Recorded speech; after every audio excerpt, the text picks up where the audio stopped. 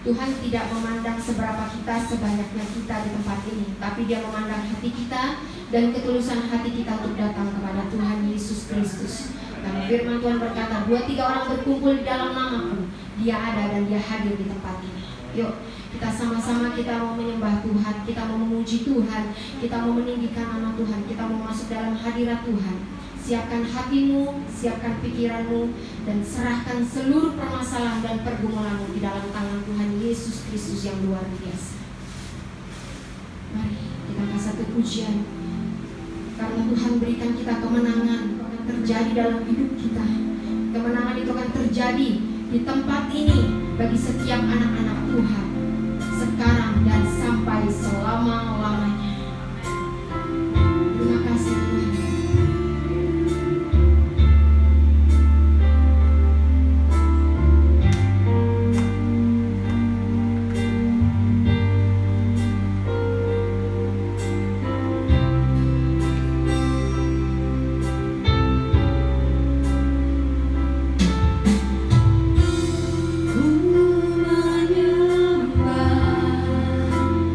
Dalam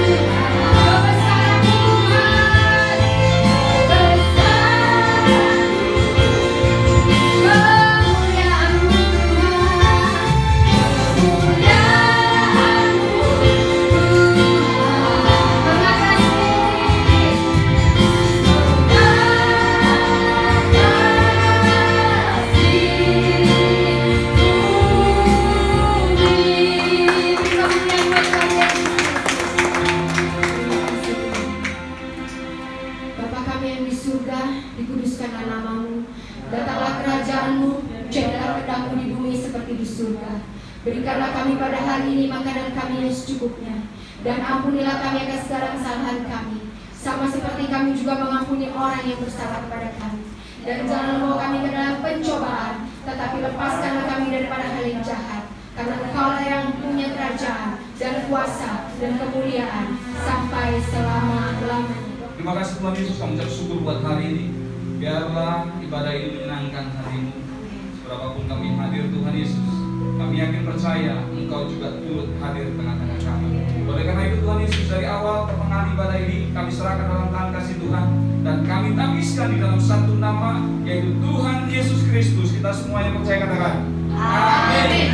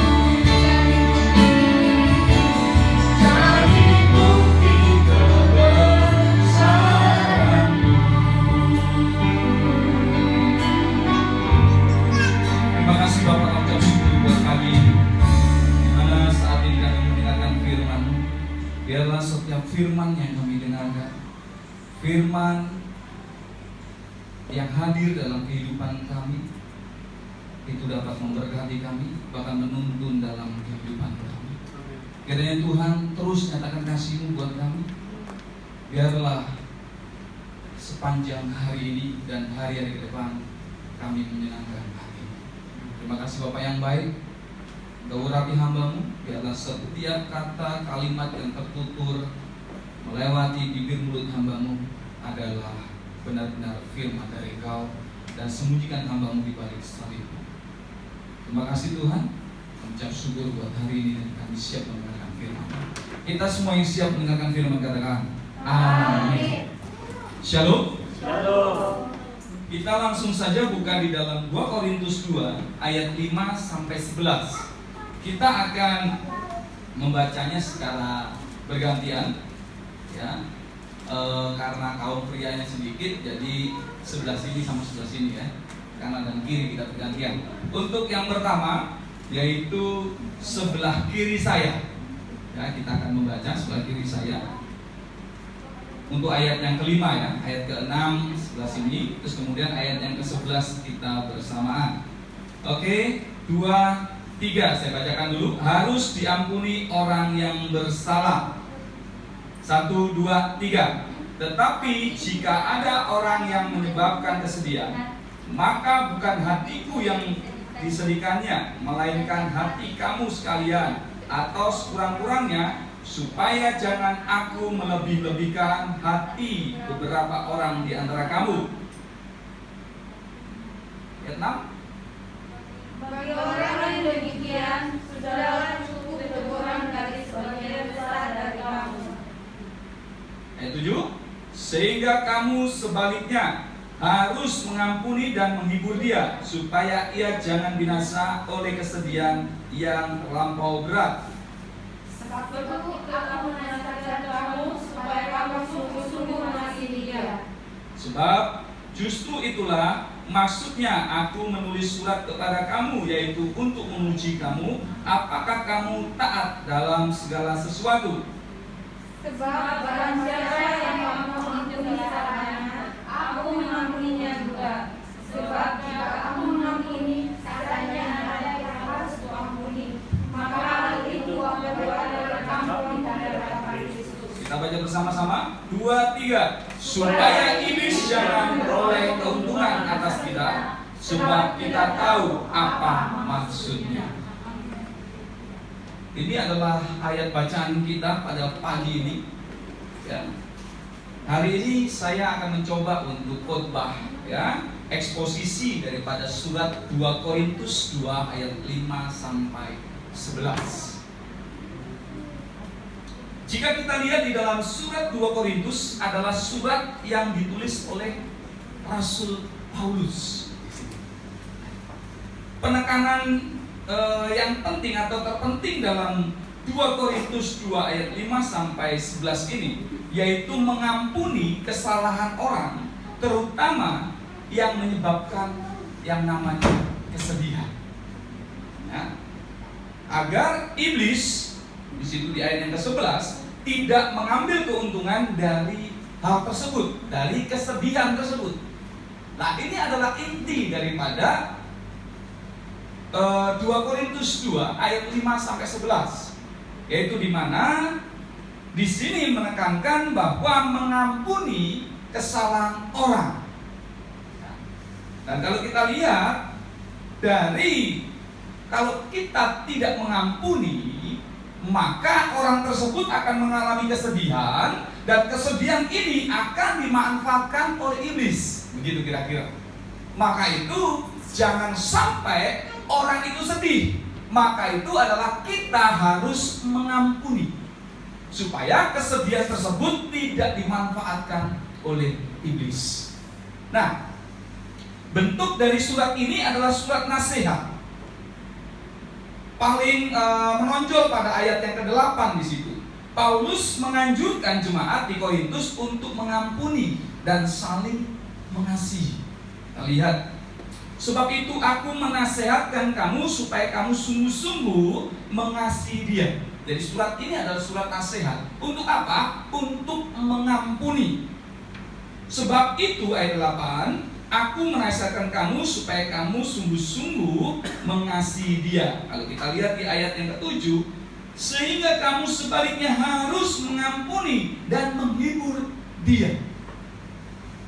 Nah, dalam surat ini Paulus juga mengungkapkan isi hatinya. Kalau kita lihat di dalam ayat ke-5, tetapi jika ada orang yang menyebabkan kesedihan, maka bukan hatiku yang disedihkannya, melainkan hati kamu sekalian. Atau sekurang-kurangnya, supaya jangan aku melebih-lebihkan hati beberapa orang di antara kamu. Nah, tentang kesedihan yang disebabkan jemaat, bukan hati Paulus yang disedihkan di sini, melainkan hati banyak orang. Surat ini juga memberikan pesan kepada jemaat untuk tidak membiarkan iblis itu mengambil keuntungan daripada umat atau orang yang mengalami kesedihan tersebut. Nah, karena iblis, atau kalau kita lihat, jangan sampai iblis ini melihat celah terhadap hal ini. Kalau kita lihat di dalam ayat 11 yang kita tadi baca, supaya iblis jangan beroleh keuntungan atas kita, sebab kita tahu apa maksudnya. Nah, kesedihan yang kita sebabkan bagi orang lain itu sesungguhnya dapat mengenai diri kita sendiri, sehingga apa? Dapat menjadi celah bagi iblis untuk masuk di dalamnya. Nah, kalau kita analisa setiap konteks dari konteks teks ini, ya, kita lihat mulai daripada ayat 5, tetapi jika ada orang yang menyebabkan kesedihan di sini, ya, maka bukan hatiku yang disedihkannya, melainkan hati kamu sekalian, atau sekurang-kurangnya, supaya apa dikatakan di situ, jangan aku melebih-lebihkan hati beberapa orang di antara kamu. Di sini kalau kita lihat Paulus, ya, dalam ayat ini ia menjelaskan bahwa kesedihan yang di dalamnya disebabkan oleh seorang jemaat ini ternyata bisa berdampak, ya, dapat menjadi duka cita bagi seluruh jemaat, yang dikatakan hati kamu sekalian. Nah, artinya bahwa kesedihan yang disebabkan oleh seseorang dapat berdampak buruk bagi orang lain. Bahkan bisa jadi juga bisa berdampak bagi diri kita sendiri.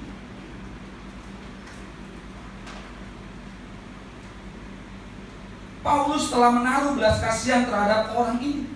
Jelas sekali, karena Paulus tidak mengatakan siapa orang tersebut, melainkan ia berkata jika ada orang. Jadi Paulus tidak memberikan inisial siapa orang itu. Biasanya kalau orang itu membenci orang lain, itu mengatakan itu loh si dia itu loh si Kevin itu loh si A, si B. Tetapi di sini Rasul Paulus mengatakan jika ada orang. Dia memberi sebuah perumpamaan, tidak menunjuk orang itu. Dalam hal ini Paulus dapat dilihat telah mengampuni orang tersebut. Jika kita memperhatikan dalam surat ini, maka kita akan mengetahui kemurahan hati Rasul Paulus yang hendak menunjukkan belas kasihan kepada orang yang bersalah, orang yang telah berbuat dosa, orang yang telah berbuat salah.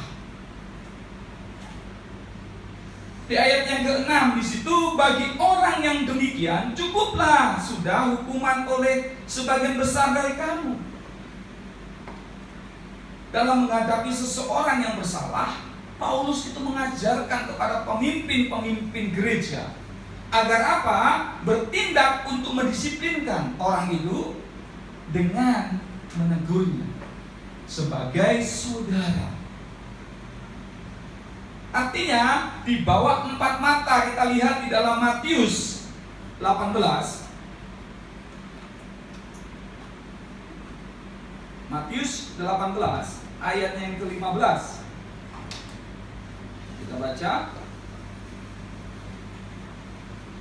apabila saudaramu berbuat dosa, tegurlah dia di bawah 4 mata. Jika ia mendengarkan nasihatmu, engkau telah mendapatnya kembali. Nah, agar ia sadar dan bertobat. Jadi menegur boleh, menasihati boleh. Tetapi kata Rasul Paulus di sini adalah menegur sebagai saudara. Apakah ketika kita mengetahui seseorang bersalah kepada kita, kita sudah menegurnya sebagai saudara? Ataukah kita menegur dia sebagai musuh kita? Bahkan kita mengumbar kesalahannya itu kepada banyak orang. Apakah itu yang dimaksud oleh Rasul Paulus, menegur sebagai saudara? Menegur sebagai saudara adalah menegur dengan kasih, bukan dengan dendam.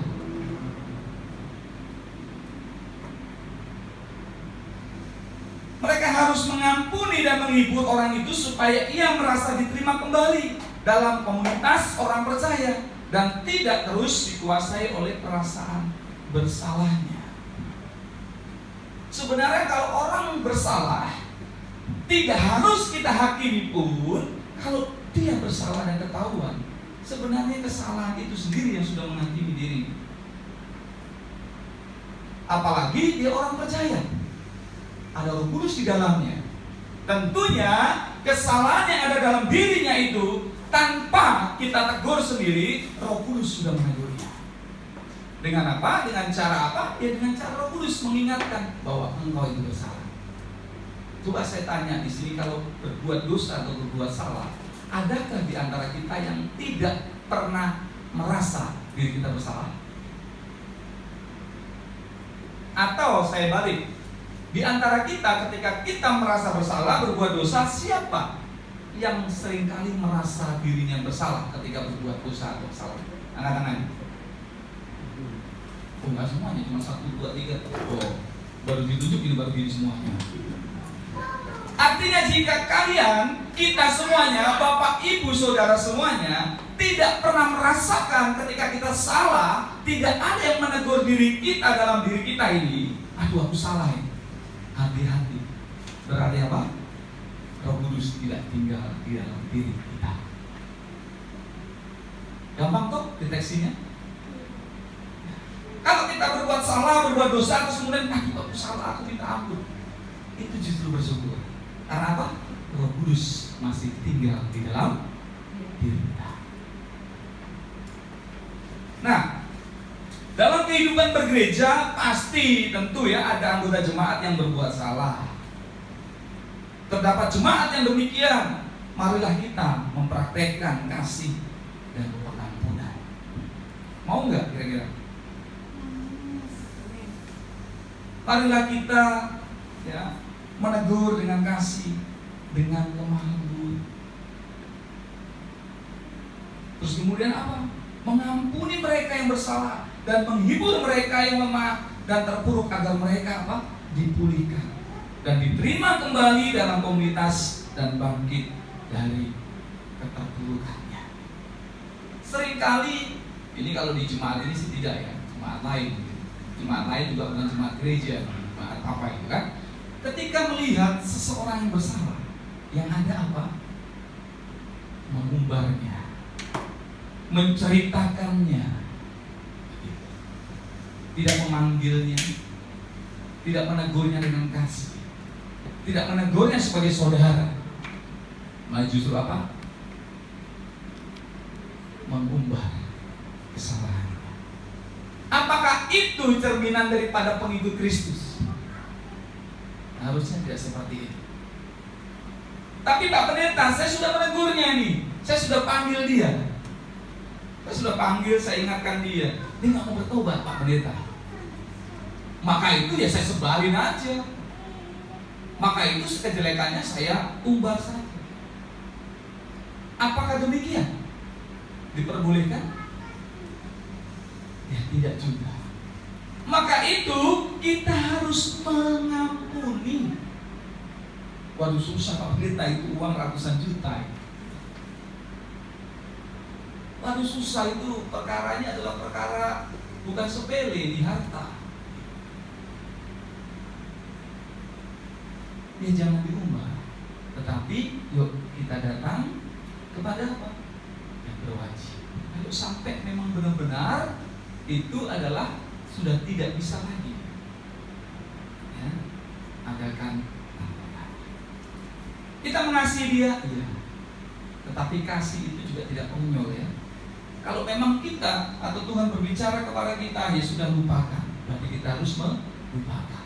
Tapi jika itu Tuhan, ini kebutuhan Tuhan, ini aku bekerja selama ini dan itu uang satu-satunya Tuhan, itu harta satu-satunya Tuhan. Jika kita harus proses, kita proses. Tetapi bukan berarti kita menjelek-jelekan dia. Mengerti maksud saya? Seringkali kita bukan melakukan hal tersebut, melainkan kita seringkali adalah justru mengumbar kesalahan, menjelek-jelekan dia. Kadang masalah yang kecil bisa menjadi besar.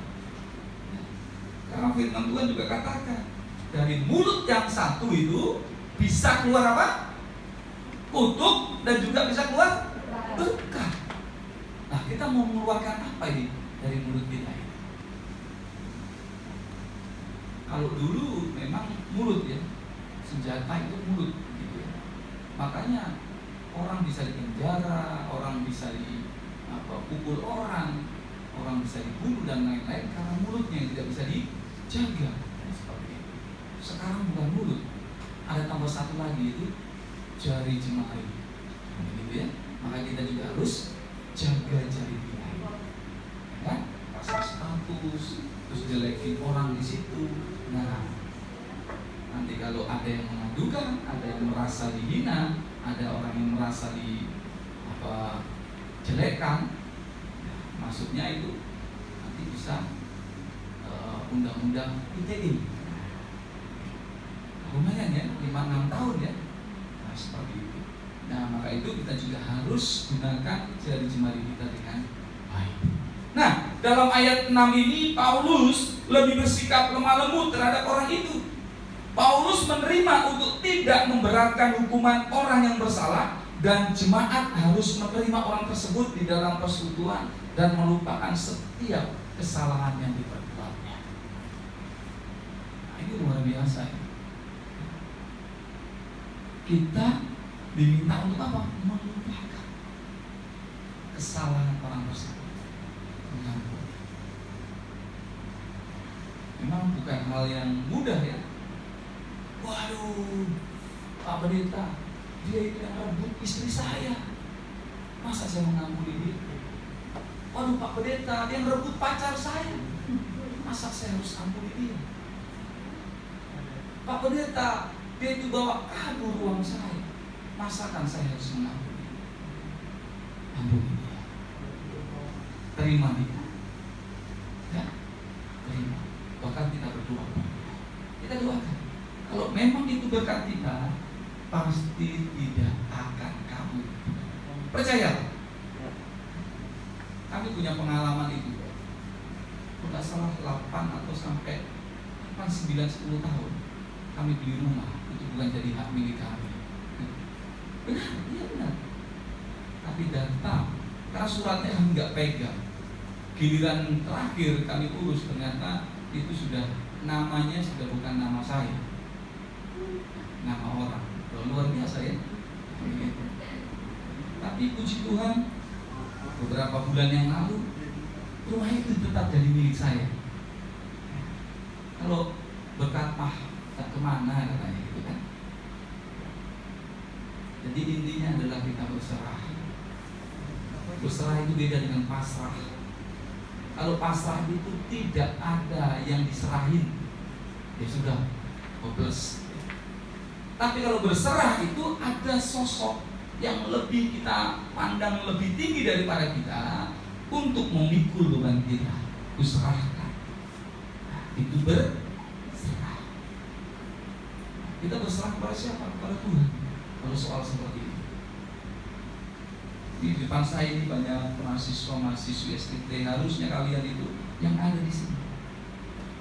memimpin pujian, ya, main musik, mempunyai talenta dikembangkan. Ya. Pasti ada di antara kalian yang bisa musik. Jangan cuma di situ. Wah, saya sukanya tim doa. Tapi juga harus ekspresikan melalui talenta-talenta kita. Saya lihat kalau saya di sini, bukan lihat, saya dengar gitu. Ada suara-suara bagus dari belakang itu. Ada suara-suara bagus. Kenapa tidak diberikan untuk Tuhan? Berikan untuk Tuhan. Saya mau Pak Pendeta untuk berikan, cuma ngomong sama siapa? Gitu. Ini banyak loh.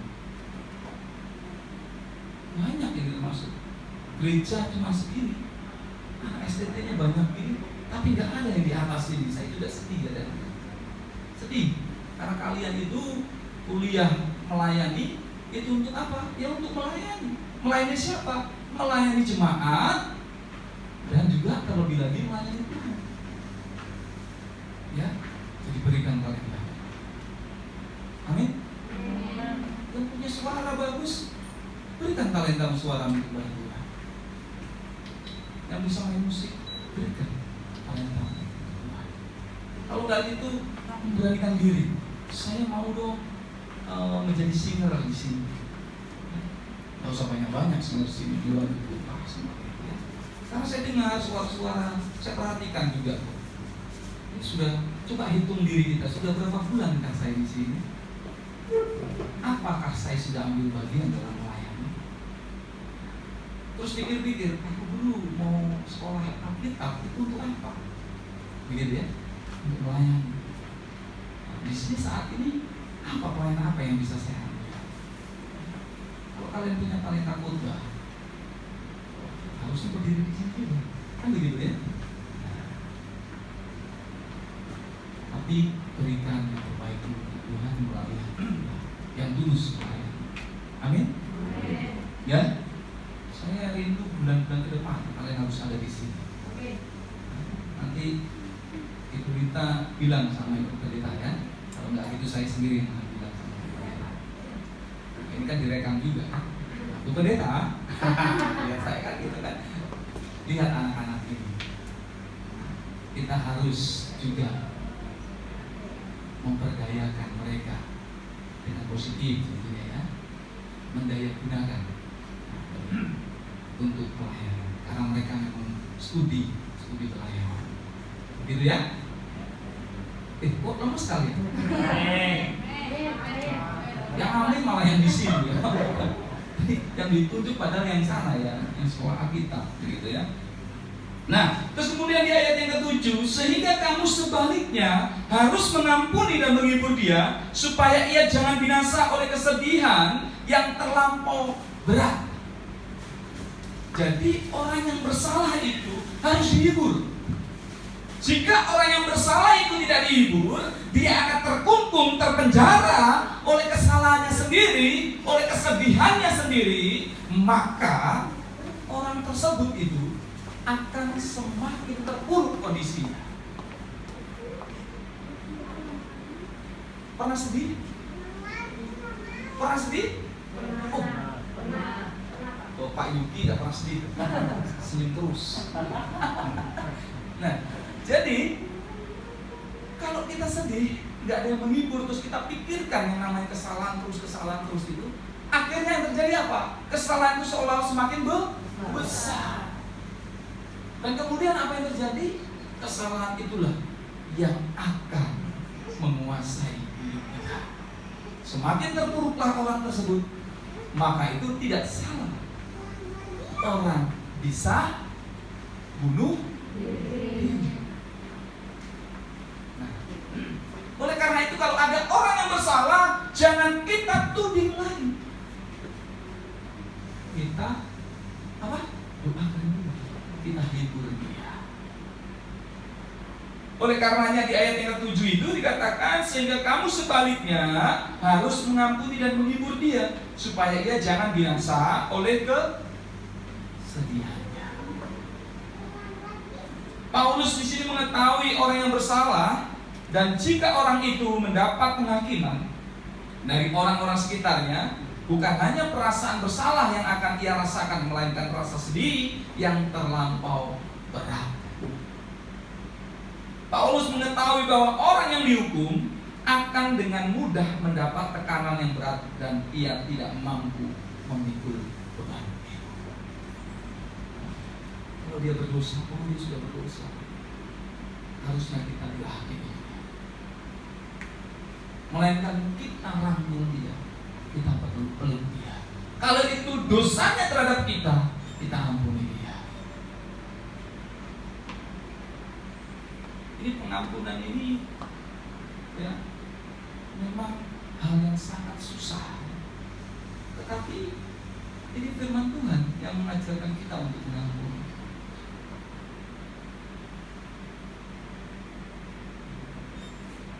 Memang ada juga orang Kristen begitu ya.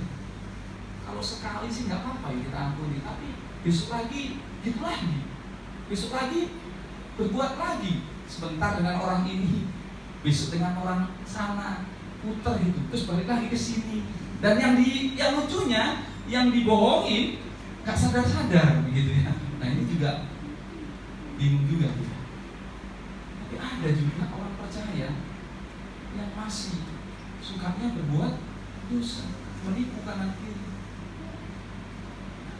Harusnya ketika kita sudah mengaku diri kita, yaitu anak Tuhan, apakah layak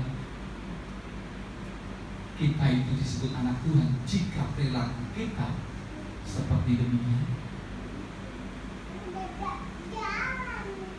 Harusnya tidak. Kita anak Tuhan tapi di kanan di kiri. Apalagi kita melayani Tuhan gitu ya, melayani Tuhan, terlebih lagi melayani mimbar gitu ya, menerima tamu, pemain musik, apalagi pengkhotbah gitu ya, khotbah gitu, pemimpin pujian, keren. Hari-hari cuma yang itu kanan kiri. Harusnya tidak seperti itu. Tetapi jika kita menemukan orang yang tersebut begitu, di sini dikatakan bahwa kita juga harus memberikan pengampunan buat mereka. Paulus mengimbau orang-orang di jemaat Korintus untuk mengampuni, terlebih menghibur orang tersebut. Banyak hal yang kita lihat ketika orang yang jatuh dalam dosa, dan Allah mengampuninya ketika mereka mengaku dan berbuat atas kesalahan yang sudah mereka perbuat. Nah ini titiknya adalah mengakui kesalahannya. Masalahnya begini Pak Pendeta, dia itu tidak pernah mengakui kesalahannya. Ya kita kasih aja efek jerah. Memang kadang kala ada orang yang memang menipu itu sudah jadi kerjaan. Kalau dulu kan tidak ada pekerjaan menipu ya. Sekarang itu ada, benar itu ada. Saya lihat di bahkan online itu sudah penipuan online gitu ya. Menerima jasa ini. Terus kemudian apa? Jual beli ini. Terus apa lagi? Banyak. Jadi sekarang kayaknya bisa juga itu di KTP, pekerjaan penipu gitu ya, nanti diusulkannya. Jadi karena memang sudah ada. Jadi penipu jadi mata pencarian. Berarti kan pekerjaan ya. Nah, pekerjaanmu apa? Penipu. Gitu ya. Kalau di sini nggak ada ya. Di sini mah pekerjaannya apa? Pelayan Tuhan. Lebih spesifik. Ya, pelayan Tuhan hari-harinya apa? Nipuin jemaat. Jangan.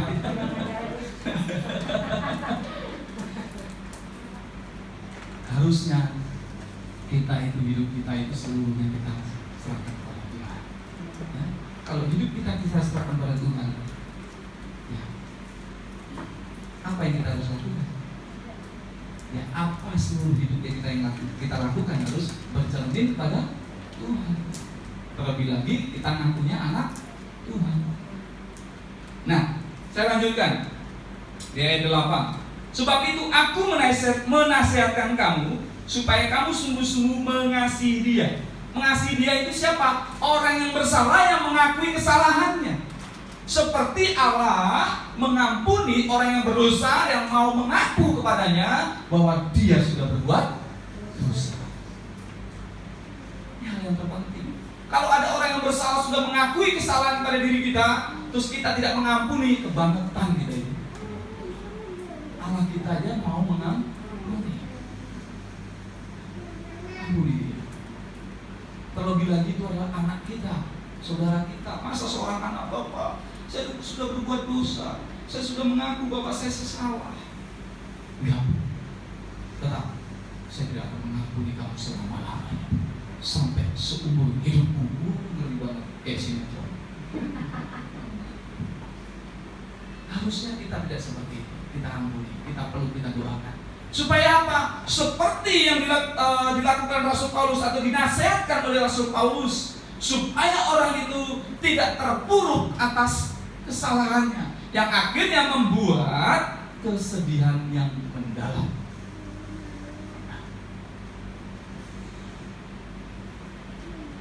Paulus menekankan kata sungguh-sungguh di situ di ayat yang ke-8 kepada jemaat di Korintus untuk mengampuni orang yang bersalah sebagai penghiburan. Paulus sadar bahwa mengampuni adalah obat terbaik untuk menyembuhkan luka hati. Ketika ada orang yang bersalah, dia datang memohon maaf, pengampunan kepada kita harus. Yang tidak datang saja kita harus ampuni, kan? Begitu. Apalagi yang datang. Pak Pendeta yang kalau nggak datang, wah jangan dulu Pak Pendeta. Ini masalahnya sudah lama dia nggak datang, malah saya yang datang, gitu kan? Wah demi kebangetan. Dan ini bukan 1-2 kali. Nah, kalau memang itu urusannya pidana, bisa kita serahkan kepada hukum. Karena negara kita adalah negara hukum. Bukan berarti mengampuni terus kemudian dia sudah. Enggak juga. Nah, ada proses juga bisa dilakukan. Tapi sebagai manusianya kita tetap mengampuni. Kita itu benci terhadap apa? Dosanya, kelakuannya. Kalau kelakuannya ini tidak pernah ditegur, kelakuannya ini tidak pernah mendapatkan teguran daripada kita, daripada orang percaya atau lebih lagi kepada Tuhan, dari Tuhan, mungkin orang ini tidak akan bertobat, Pak Pendeta. Asalkan teguran yang kita lakukan adalah teguran kasih, bukan teguran negatif yang biasa masukkan di penjara. Sudah negatif. Tetapi kita doa buat dia, terus kemudian saya tidak suka dengan kesalahannya karena itu buat dia bukan sekali 2 kali, melainkan ini sudah berkali-kali. Oleh karenanya saya akan tegur, yaitu apa? Supaya tidak berbuat seperti itu. Saya tetap mengasihi jiwanya supaya dia diselamatkan, dia bertobat, tetapi kesalahannya tidak diulang. Kadang-kala ada orang yang dibiarkan gitu makin menjadi-jadi karena tidak ada yang namanya teguran. Tidak tegur, tapi teguran itu dengan kasih, bukan dengan amarah. Karena memang ada tertentu orang itu bisa bertobat juga karena apa? Karena teguran. Ada juga yang merasa sudah, oh iya karena fokus kerja dalam hidup. Kalau orang sudah bebal, Roh Kudus aja nggak mempan begitu ya. Terus gimana? Kalau jika kita lihat pesan daripada 2 Korintus ayat 2 Korintus 2 ayat 5 sampai 11 ini sangat berbeda dengan surat Paulus yang pertama. Coba kita perhatikan apa perbedaan surat pertama dengan surat kedua. Ya. Coba kita lihat di dalam 1 Korintus 5 ayat 13, boleh bacakan secara lantang, mahasiswa atau mahasiswi, satu saja. Ya. 1 Korintus 5 ayat 13. 13, yuk segera. Berdiri. Yuk, berdiri. Mereka yang berada di luar jemaat akan dihakimi Allah. Usirlah orang yang melakukan kejahatan dari negara. Iya. Apa dikatakan? Usirlah apa tadi? Orang-orang yang berbuat kejahatan. Kok berbeda pesan daripada 1 Korintus atau pesan Rasul Paulus kepada jemaat di Korintus ini, surat pertamanya dengan surat keduanya. Surat pertamanya dia apa? Suruh usir. Tetapi surat yang kedua apa? Mengampuni. Ini Paulus pling-plang ini. Iya kan? Kalau kita lihat di dalam 2 Korintus ini atau surat yang kedua ini, Paulus tidak berbicara tentang mengusir orang yang berbuat salah, tidak mengusir orang yang berbuat dosa. Tetapi kalau kita lihat di dalam surat yang pertama, kita lihat di dalam 1 Korintus 5 ayat 13, justru ini berbeda. Rasul Paulus di sini di suratnya yang pertama, justru dia itu menyuruh. Nah, saya katakan ini adalah menyuruh ya. Sekali lagi saya bacakan 1 Korintus 5 ayat 13 itu dengarkan dengan baik. Mereka yang berada di luar jemaat akan dihakimi Allah. Usirlah orang yang melakukan kejahatan dari tengah-tengah kami. Kalau yang di luar itu biar Allah. Tetapi kita harus usir orang yang berbuat salah, berbuat dosa di tengah-tengah kami. Ini surat Paulus yang pertama. Paulus menyuruh mengusir orang-orang yang berbuat salah, berbuat dosa. Tetapi di dalam surat yang kedua ini sangat berbeda. Justru Paulus menganjurkan kepada kita, menasehatkan kepada jemaat di Korintus untuk mengampuni orang yang bersalah dan berbuat dosa. Surat yang pertama Paulus berbicara tentang hukuman yang di dalamnya berisi ia meminta untuk menghukum orang yang berdosa. Di dalam 1 Korintus 5 ayat 13 ini. Sedangkan dalam surat yang kedua justru dia berbicara tentang pengampunan bagi orang-orang yang bersalah atau berdosa. Lalu apa maksud surat Paulus yang isinya sangat berbeda ini? Jawabannya ini, ya, ternyata maksud Paulus dalam surat pertama ini ia bermaksud untuk apa? Yuk kita lihat di dalam ayat yang ke-9. Tetap di 2 Korintus tadi, 2 Korintus 5 ayat ke-9.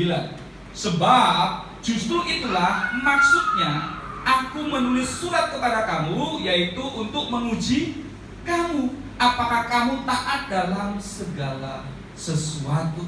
Ternyata maksud Paulus dalam surat yang pertama ini, ia bermaksud untuk menguji jemaat Korintus apakah mereka taat dalam segala perkara atau tidak. Namun kalau kita lihat, mereka ternyata tetap taat. Dengan perintah Paulus, ketaatan jemaat di Korintus membawa sukacita tersendiri bagi Paulus. Untuk itu Paulus meminta agar jemaat di Korintus juga taat atas permintaan Rasul Paulus, yaitu apa? Mengampuni orang yang telah bersalah atau berbuat dosa. Paulus ingin menguji. Jadi ini bukan pling-plang, tidak. Tetapi Rasul Paulus ingin mengetahui ketaatan daripada jemaat di Korintus. Dilihatnya jemaat di Korintus taat. Oleh karena itu di surat yang kedua meminta agar jemaat itu mengampuni orang yang bersalah atau berdosa. Ayat yang 10, sebab barang siapa yang kamu ampuni kesalahannya, ia mengampuninya juga. Sebab jika aku mengampuninya, seandainya ada yang harus kuampuni, maka hal itu kubuat oleh karena kamu di hadapan Kristus. Ketika Paulus berkata, aku mengampuninya juga, Paulus ingin menyampaikan kepada jemaat bahwa ketika jemaat mengampuni orang yang bersalah, ia percaya kepada mereka dan ia juga mengampuni orang bersalah. Dengan demikian, Rasul Paulus berkata, hal itu kubuat oleh karena kamu di hadapan Kristus. Pengampunan yang diberikan oleh orang-orang Kristen di Korintus tentu membangkitkan pengharapan akan pengampunan Allah dalam hati orang yang berdosa. Jadi sekali lagi, pesan kita hari ini, bahwa kita harus mau mengampuni orang yang bersalah. Seperti yang dinasihatkan Paulus di sini. Supaya apa? Ketika orang yang bersalah ini datang kepada kita, terus meminta ampun kepada kita dan kita mengampuni, orang tersebut tidak akan lagi terpuruk dengan kesedihannya atas kesalahannya. Sehingga apa? Orang ini bisa bangkit kembali, kata Rasul Paulus. Karena apa? Karena orang yang sering tertekan atau orang yang berbuat salah dengan sendirinya tertekan terhadap kesalahannya, kesalahan itu juga menghakimi dirinya, kemudian orang di sekitarnya juga menghakimi dirinya, maka orang ini tidak akan bangkit dan orang ini akan terpuruk terhadap kesalahannya, maka orang tersebut akan bersedih selama-lamanya atas kesalahannya, yang dapat berdampak buruk juga bagi dia sendiri. Akhirnya dapat juga mengakhiri hidupnya. Oleh karenanya Rasul Paulus menasihatkan kepada kita supaya apa? Kita mengampuni orang yang bersalah kepada kita, yang meminta ampun kepada kita. Bahkan kita berdoa buat dia supaya apa? Supaya dia bisa bangkit kembali. Terlebih lagi dapat bersama-sama menjadi saudara, menjadi sahabat. Maukah kita mengampuni orang bersalah kepada kita? Mampukah kita mengampuni? Harusnya kita mampu. Karena apa? Di ayat yang terakhir, yaitu ayat yang ke-11 saya bacakan, supaya iblis jangan beroleh keuntungan atas kita, sebab kita tahu apa maksudnya. Jika kita mengampuni orang itu, iblis tidak akan beroleh keuntungan. Namun jika kita tidak mengampuni dia, orang itu terpuruk terhadap apa kesalahannya, maka iblis berperan terhadap kesalahannya. Kemudian kesalahan itu dibuat iblis semakin besar, dan kesalahan itu menguasai hidup orang tersebut, dan iblis dengan gampang memanfaatkannya. Salah satu cara kerja iblis adalah menuduh, sehingga membuat mereka kehilangan harapan. Selain itu juga iblis memperdayakan seseorang yang menyebabkan ia mengalami yang namanya kesedihan. Iblis juga ingin memperdayakan hal tersebut untuk apa? Menghancurkan kesatuan jemaat, terutama jemaat di Korintus pada waktu itu. Iblis dapat mengambil keuntungan dari kesedihan yang terlampau berat yang dirasakan oleh seseorang yang bersalah tersebut. Dengan kata lain, ia menekannya sehingga ia dapat binasa oleh kesedihannya sendiri. Hal ini yang membuat Rasul Paulus mengimbau para jemaat untuk tidak sekedar mengampuni orang yang bersalah, melainkan juga menghiburnya karena kesedihan yang dialaminya. Jadi bukan hanya kita mengampuni, Paulus berpesan juga kita menghibur dia, karena Rasul Paulus tahu siasat daripada si iblis. Paulus tidak menginginkan iblis itu mendapat celah sedikit pun untuk memperdayakan jemaat yang ada di Korintus. Karena itu Paulus memperingati mereka agar mereka tidak mengalami yang namanya perpecahan. Oleh karenanya jemaat Tuhan yang terkasih, kita harus terus bergandeng tangan. Kita harus saling mengasihi, saling mengingatkan. Kalau ada orang yang salah, tegurlah dia. Tegur empat mata boleh, tapi tegurnya bukan dengan emosi, tegurnya dengan kasih. Ingatkan, boleh kita mengingatkan. Mohon maaf, saudaraku, kamu tadi itu salah. Aku itu tidak seperti itu. Itu bukan perbuatan saya. Tapi kamu kok bisa yang ngomong ke orang lain itu perbuatan saya. Tegur mata-mata, tapi dengan kasih. Kalau ada orang yang berbuat salah juga, kita ingatkan dia, bukan justru mengumbar-umbar kesalahannya. Itulah yang disebut kasih. Itulah yang disebut mengasihi. Jangan kita pencet masuk, ada orang bersalah.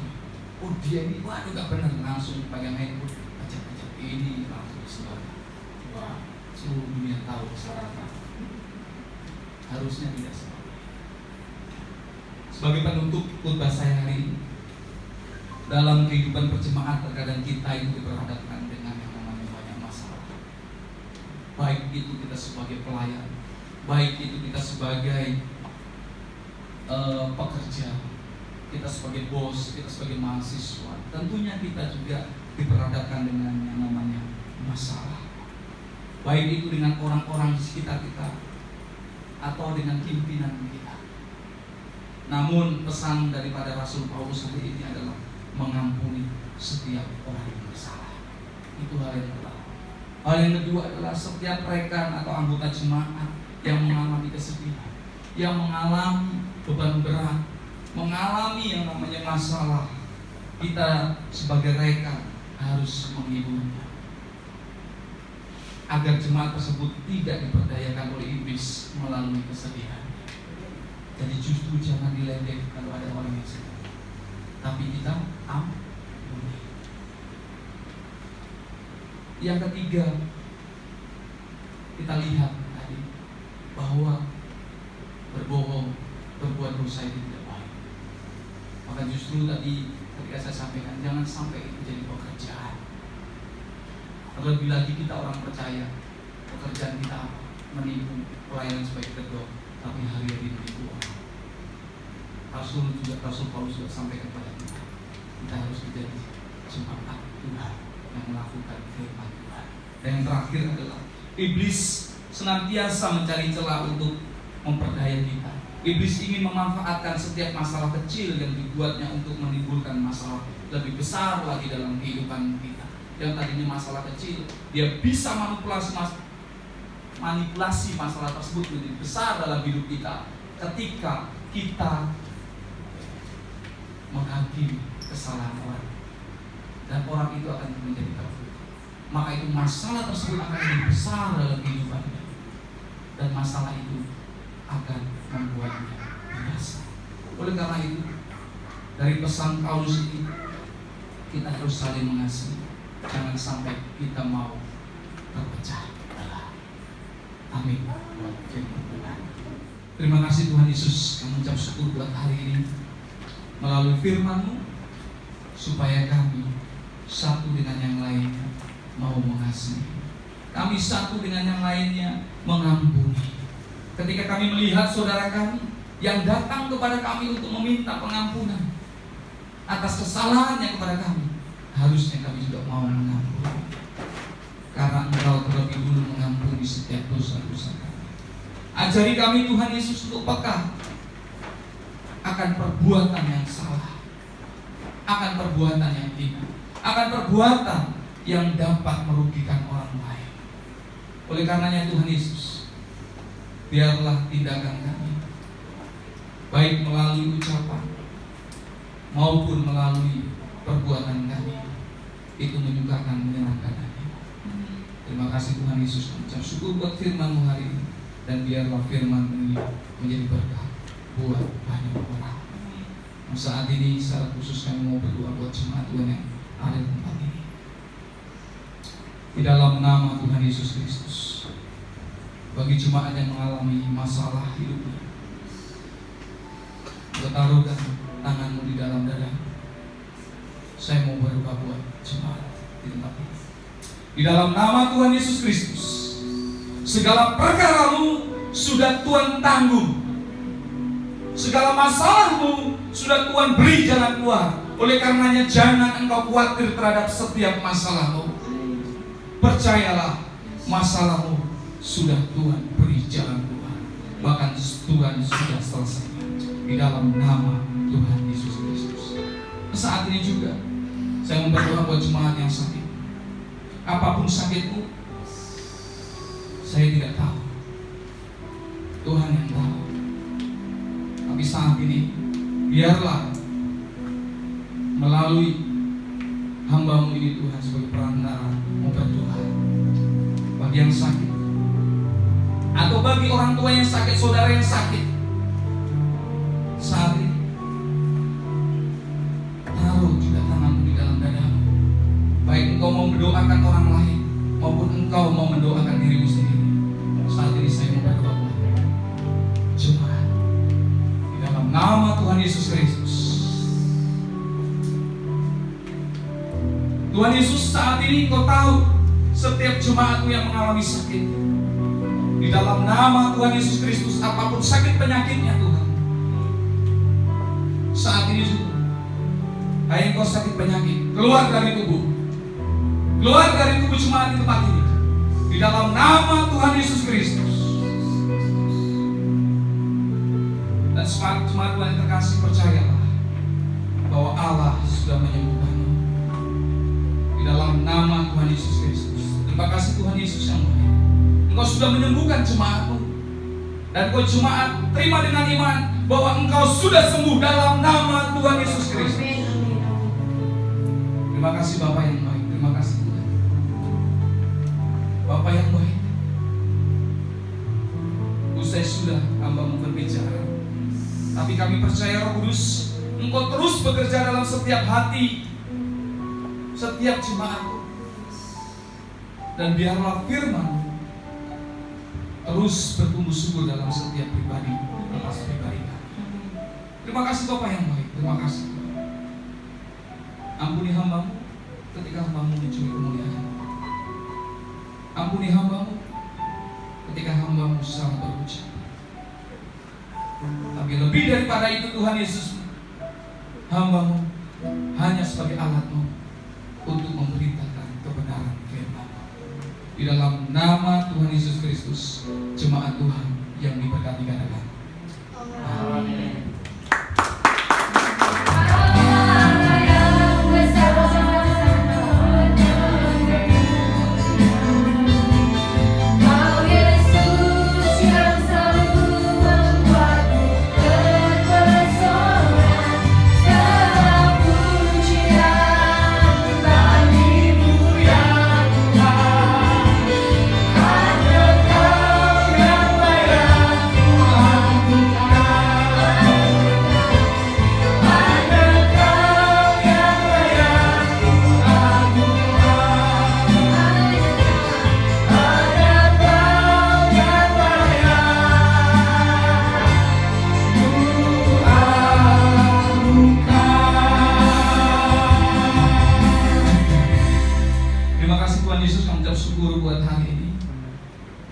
Setiap jemaat-Mu dimanapun mereka berada, terutama setiap jemaat yang hadir di tempat ini.